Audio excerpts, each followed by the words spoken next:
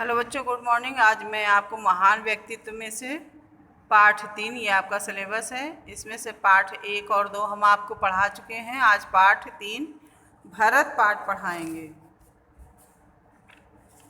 बच्चों, रामायण आपने देखी है, सब जानते हैं। अयोध्या के राजा कौन थे?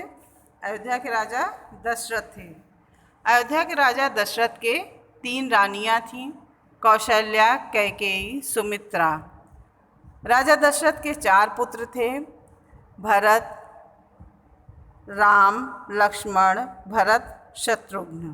कौशल्या के पुत्र का नाम राम था, कैकेयी के पुत्र का नाम भरत और सुमित्रा के 2 पुत्र थे, लक्ष्मण और शत्रुघ्न। भरत कैकेयी के पुत्र थे। कैकेयी के कहने पर राजा दशरथ ने उनको 2 वरदान दिए। कैकेयी ने 2 वरदान मांगे, राम को 14 वर्ष का वनवास और भरत का राज्याभिषेक। कैकेयी के कहने पर राम वन भेजे गए। राम के वन जाने के पश्चात राजा दशरथ की मृत्यु हो गई। उस समय भरत ननिहाल गए हुए थे। यह दुखद समाचार ननिहाल उनके पहुंचाया गया, भरत तक पहुंचाया गया और उनको उनके नाना के घर से बुलाया गया। यहाँ आने पर भरत को पता चला कि राजा दशरथ की मृत्यु का कारण और राम के वनगमन का कारण मेरी माता हैं, तो उनको बहुत दुख हुआ। उन्होंने सोचा कि लोग सोचेंगे कि सिंहासन के लालच में भरत भी इनमें मिले रहे होंगे। यद्यपि यह शंका निर्मूल थी। बिल्कुल भरत को इस विषय में जानकारी नहीं थी। चारों भाइयों में बहुत प्रेम था। दशरथ के अंतिम संस्कार से संबंधित कार्यक्रम होने के बाद लोगों ने राजा दशरथ के प्राण त्यागते समय यही बात की, आप अयोध्या के राजा बने, इसलिए राज का संभालिए और प्रजा का इस प्रकार पालन कीजिए कि वे सुखी हों। मुनियों ने, विद्वानों ने, रानियों ने उन्हें बहुत समझाया, परंतु भरत नैतिक दृष्टि से इसे बहुत अनुचित समझते थे। सिंहासन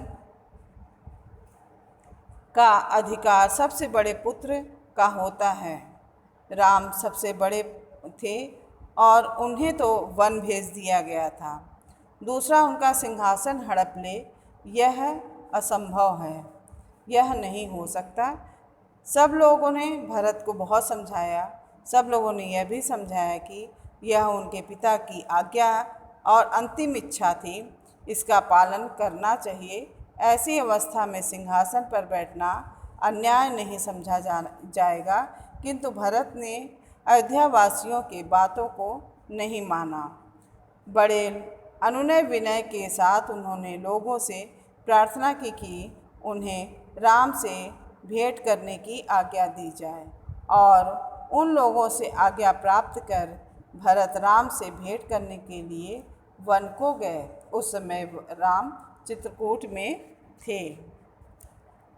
अनेक वनों को घूमते, पशु पक्षियों लोगों से पूछते, नदियों को पार करते वे यानी भरत ऐसे पहाड़ पर पहुँचे जहाँ पर राम थे। राम के साथ लक्ष्मण और सीता भी कुटिया बनाकर रहते थे। राम को जब यह समाचार मिला कि भरत सब कुछ छोड़कर राम से मिलने आए हैं, तो राम ने भरत से मिले और उनको अपने हृदय से लगा लिया। भरत राम के चरणों पर गिर पड़े। भरत ने जिस प्रकार राम से विनती की, सारा दोष अपने सिर पर मढ़कर जिस ढंग से क्षमा याचना की, वह ऐसा उदाहरण जिसकी तुलना दूसरों से नहीं किया जा सकता। राम ने कहा कि पिता की आज्ञा से तुम राज्य का शासन संभालो।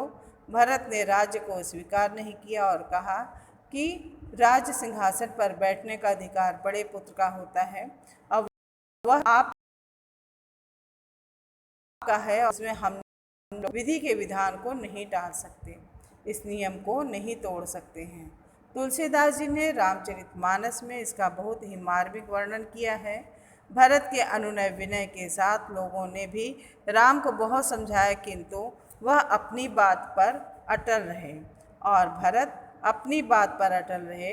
काफ़ी विचार विमर्श के बाद अंत में जब राम किसी प्रकार नहीं माने तो भरत ने यह आज्ञा मांगी कि वे अपनी खड़ाहू दें, जिसको सिंहासन पर रखकर राज्य का कार्यभार संभाला जा सके, राज्य के दायित्वों का निर्वहन भरत कर सके।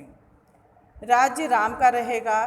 भरत ने बोला कि वह सिर्फ प्रतिनिधि बनकर कार्य करेंगे और जब राम 14 वर्ष में बाद लौट कर आएंगे तो उनको अपना शासन राज्य सिंहासन संभालना पड़ेगा। भरत अयोध्या लौट आए और वहाँ उन्होंने सिंहासन पर राम की खड़ाहू रखी और अपना रहन सहन राम की ही तरह तपस्वी के समान रखकर 14 वर्षों तक शासन का बागडोर संभाला। इतने दिनों तक उन्होंने बड़े विवेक, न्याय और धर्म से राज्य किया। ये था बच्चों आपका पाठ का सारांश। ये प्रश्नोत्तर है, सारांश के साथ ये प्रश्नोत्तर भी आप करेंगे, जिसका आंसर बुक में दिया हुआ है। अगर आप नहीं कर पाइएगा तो बताइएगा, लेकिन आप कर सकते हैं। पढ़िएगा पाठ को अच्छे से और आंसर आपको सबको मिल जाएगा। 2-3 वाक्य में है। धन्यवाद।